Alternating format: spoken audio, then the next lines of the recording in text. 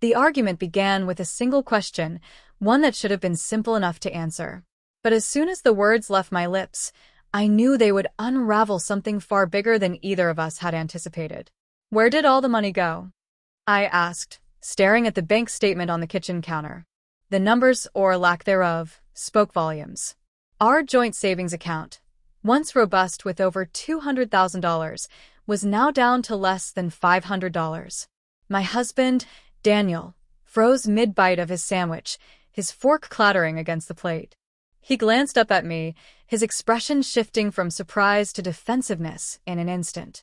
"What are you talking about?" I held up the printed statement, tapping the glaringly low balance. "This. Where did it go?" We agreed we wouldn't touch this fund unless it was for something major, a house, emergencies, retirement. Daniel pushed his chair back and stood, his voice rising. "You think I just spent it without telling you? Do you really trust me that little?"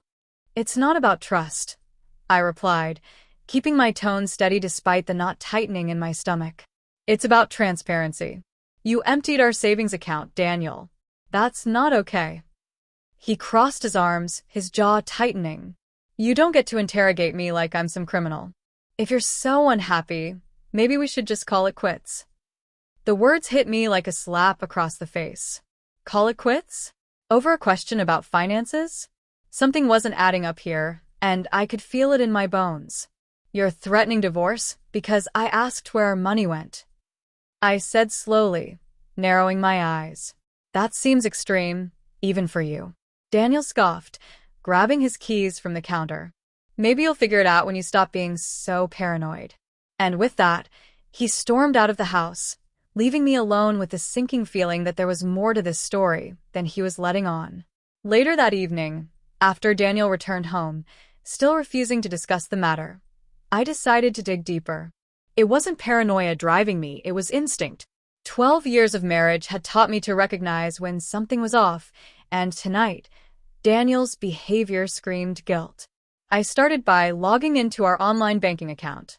While the savings balance was alarmingly low, I noticed several large transfers to an unfamiliar account labeled D&J Ventures. Curious, I pulled up transaction histories dating back 6 months.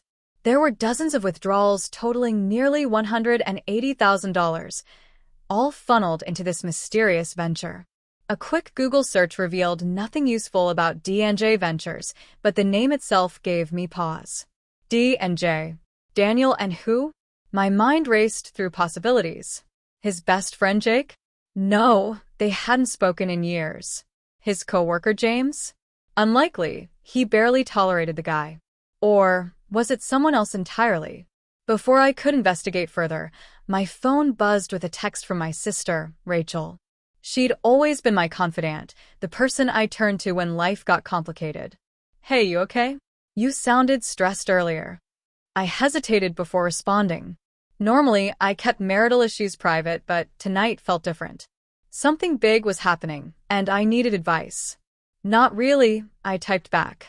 Daniel drained our savings account and flipped out when I asked about it. Now he's acting weird, and I found transfers to some company called D&J Ventures. "Any ideas?" Rachel replied almost instantly. "D&J Ventures sounds shady AF. Does he have a side hustle you don't know about?" Or maybe she paused, then added, "Wait, remember Jessica?" Jessica. The name sent a jolt through me. Daniel's ex-girlfriend from college, the one he swore he hadn't spoken to in over a decade. Could it be her? Was she the J in D&J Ventures? I thanked Rachel and ended the conversation, my mind spinning.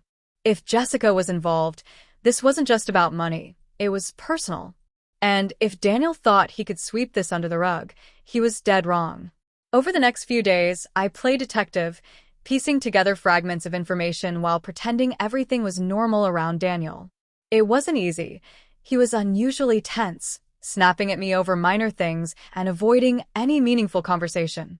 But I bided my time, waiting for the right moment to strike. My first breakthrough came when I stumbled upon an old email thread buried in Daniel's inbox. He must have forgotten to log out of his laptop one night, giving me access to a treasure trove of incriminating messages. The emails were between him and someone named Jess, discussing investments, business plans, and vacations. One particular exchange caught my eye. The Bahamas trip was amazing. Thanks again for treating me. Can't wait until next time. From Daniel. Anything for you, babe. Just make sure the business stays profitable. We can't afford another flop like last year. Babe? Last year? What business? My heart pounded as I scrolled through more messages, each one confirming my worst fears. Daniel wasn't just funneling our savings into some random venture. He was funding a business with his ex-girlfriend, Jessica. Worse still, their relationship seemed to extend beyond professional boundaries. Armed with screenshots of the emails, I confronted Daniel the following evening. He walked in from work looking exhausted, oblivious to the storm brewing inside me. We need to talk, I said, holding up my phone. Care to explain these? His face went pale as he scanned the images. For a moment, he looked like a deer caught in headlights. Then, predictably, denial kicked in. This isn't what it looks like, he stammered, snatching the phone from my hand.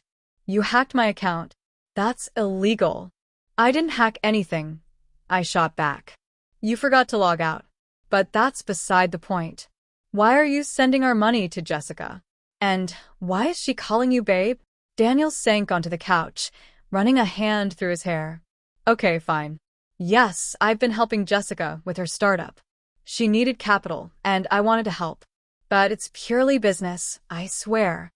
Business doesn't involve romantic vacations in the Bahamas, I countered, crossing my arms. How long has this been going on? He hesitated, clearly weighing how much to admit. Finally, he muttered, 8 months. 8 months. Half of our savings gone in 8 months, all while he lied to my face. Anger bubbled inside me, but I forced myself to stay calm. Losing control wouldn't solve anything. So let me get this straight, I said, pacing the room. You took our money, gave it to your ex-girlfriend, and expected me to never find out? It wasn't supposed to happen like this, he pleaded. Things got out of hand. I was going to pay it back once the business took off. And what if it failed?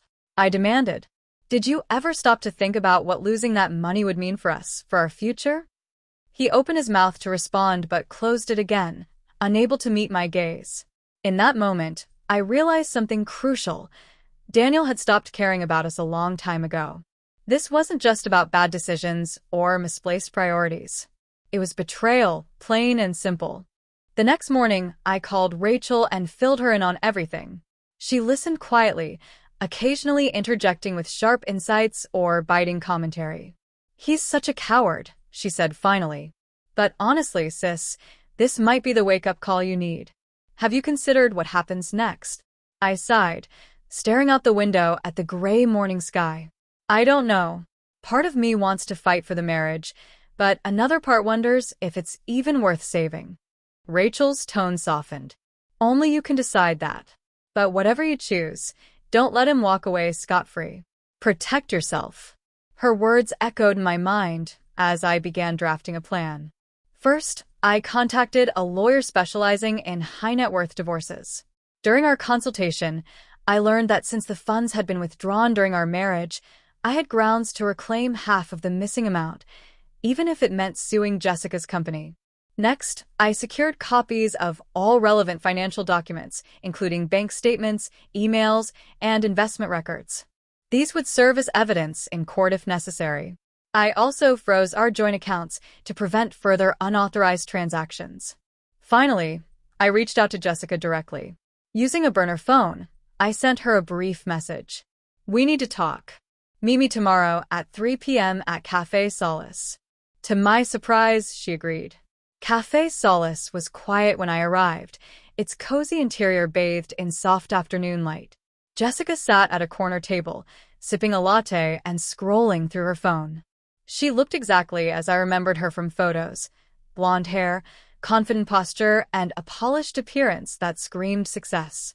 When she spotted me approaching, her smile faltered slightly. You must be Claire, she said, standing to shake my hand. Daniel mentioned you might reach out. Did he? I replied coolly, taking a seat across from her. Funny, he didn't mention you draining our savings account. Jessica's expression hardened. Look, I understand why you're upset, but this isn't entirely my fault. Daniel approached me with the idea. He said he wanted to invest in my business. And sleeping together? Was that part of the deal too? I asked pointedly. She flinched, caught off guard. I see he told you about that. No, actually he didn't, I said, leaning forward. But your emails did. So tell me, Jessica, how long have you two been carrying on behind my back? She hesitated, clearly debating how much to reveal.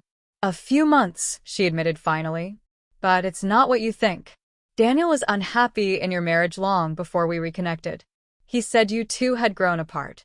I laughed bitterly. Unhappy? Is that what he calls stealing $180,000 from our savings? Because I'd call that desperate. Jessica shifted uncomfortably in her seat. Listen, I didn't come here to justify his actions. I came here to offer a solution. If you drop any legal claims against me, I'll repay the money, half now, half within 6 months. No questions asked. For a moment, I considered her proposal. It would certainly save me the hassle of a prolonged legal battle. But something about her offer felt incomplete. What's the catch? I asked suspiciously. No catch, she insisted. Just peace of mind, for both of us. I studied her carefully, searching for signs of deception. But ultimately, I nodded. Fine. But if you miss a single payment, I'm coming after you and your business. With Jessica's promise secured, I turned my focus inward. Filing for divorce was painful, but necessary. As the weeks passed, I moved out of the house we'd shared, rented a small apartment downtown, and threw myself into rebuilding my career. For years, I'd put my ambitions on hold to support Daniel's dreams. Now it was my turn. I enrolled in a coding boot camp, reigniting a passion for technology I'd abandoned in college. Within months, I landed a junior developer position at a thriving startup. The work was challenging, but fulfilling in ways I hadn't experienced in years. Meanwhile, Daniel spiraled. Without access to our savings, he struggled to keep up appearances. His affair with Jessica fizzled out once she repaid the stolen funds, leaving him alone and bitter. Friends and family distanced themselves, unwilling to take sides in our messy split. By the time the divorce was finalized, I felt lighter, freer than I had in years. The settlement granted me half of the remaining assets, along with a hefty chunk of alimony. More importantly, I gained clarity. Daniel's betrayal had shattered illusions I'd clung to for too long, forcing me to confront uncomfortable truths about our relationship. As I stood on the balcony of my new apartment one evening, watching the city lights twinkle below, I realized something profound. Sometimes, loss leads to liberation. And though the road ahead wouldn't be easy, I was ready to embrace it, with courage, resilience, and hope. In the months following the divorce, I discovered a newfound sense of purpose. The coding bootcamp had reignited a passion I'd long suppressed, and my new job provided opportunities I'd never imagined. I worked tirelessly, often staying late to learn new skills and contribute to projects that challenged me intellectually. Slowly but surely, I began to rebuild not just my financial stability, but also my confidence. At the same time, I made a conscious effort to reconnect with people who mattered most. Rachel became my rock, offering unwavering support and encouragement as I navigated this new chapter of my life. Together, we explored hobbies I'd neglected during my marriage: painting classes, hiking trips, even salsa lessons. Each experience reminded me that life was meant to be lived fully, not merely endured. One evening, while attending a networking event hosted by my company, I met someone who would change my perspective even further. His name was Marcus, a software engineer with a warm smile and an infectious laugh. Unlike Daniel, Marcus radiated authenticity. He asked thoughtful questions, listened intently, and treated everyone around him with kindness and respect. We struck up a conversation about artificial intelligence, a topic I'd recently grown fascinated with. By the end of the night, we exchanged numbers, agreeing to collaborate on a potential project. What started as a professional connection blossomed into friendship, and eventually something more. Marcus wasn't perfect, but he was honest. He valued communication, respected boundaries, and prioritized mutual growth. Being with him felt safe, refreshing, and empowering. For the first time in years, I allowed myself to envision a future filled with partnership, not dependency. A year after filing for divorce, I received an unexpected letter from Daniel. Enclosed was a check for $50,000, the remaining balance he owed me from the settlement. Attached was a brief note. Claire, I know I messed up in ways I can't undo. This is the least I can do to make things right. Take care of yourself. Daniel. I stared at the check for a long time, unsure how to feel. Relief? Gratitude? Indifference?